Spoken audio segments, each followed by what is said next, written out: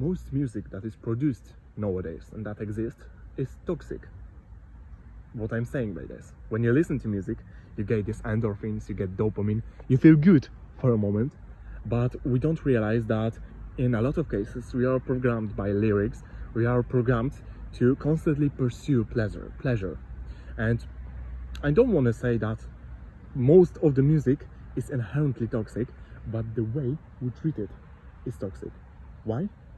Because we try to quit unpleasant emotions, unpleasant moments, and we don't immerse ourselves into our mind, into what we think.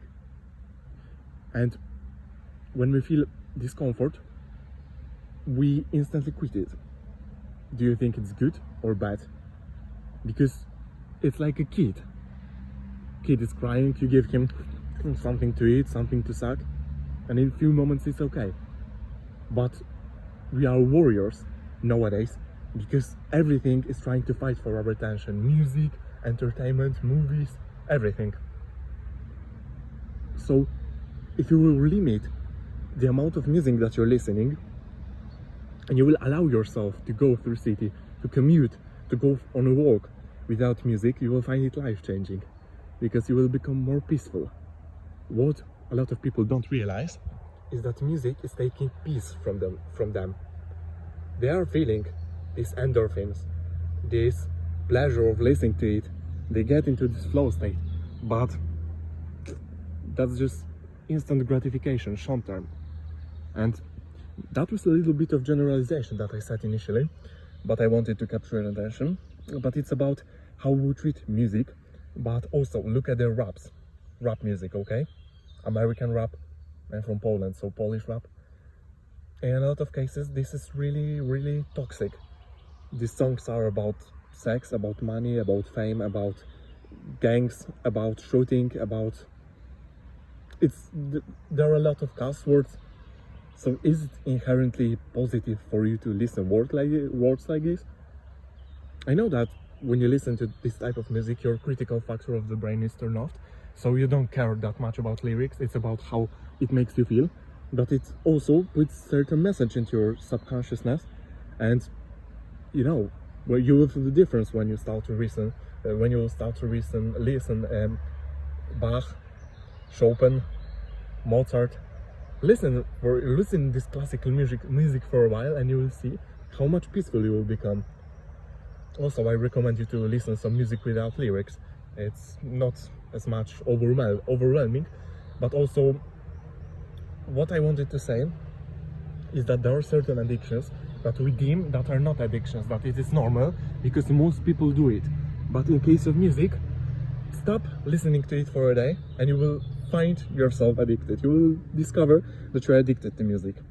And okay, this type of addiction, we can say that is better than addiction to drugs, maybe to social media, but still it's addiction, so it's making you a slave. You're uncomfortable without this. And what David Goggins did, he's always running without headphones. I always also train without headphones. I always go for a walk without headphones. When I was commuting to a job, I was always without headphones. What if I tell you that without headphones, you can listen to yourself? You don't have to listen to music all the time. You can listen to yourself, and the music will be just pure pleasure, not compulsion that you need to do this. This is beautiful, and that's the key of my message. Don't treat music as something that you need to do. Start doing it consciously, not compulsively, and don't waste a few hours of your day for purely listening to music, because it's dopamine. It's cheap dopamine, and we cannot nowadays, especially in the age of social media, and when we are stimulated from everything around us, you can stop for a moment and destimulate yourself, and you will find yourself more peaceful, more calm, and you will find that you don't need to listen to music. You can, but you don't have to. So you are free, you are not enslaved. And you will see that when you become more peaceful, you start to listen to different types of music also. Because when we evolve, oftentimes also our music gustas are evolving. and we start to like different things, we even start to put more attention into profoundness of the lyrics. And you know, when you go to a party where there is a lot of alcohol, you usually don't hear any profound sounds. It's only for, you know, partying, and later it creates associations in your mind. So when you listen to song, you have certain desires.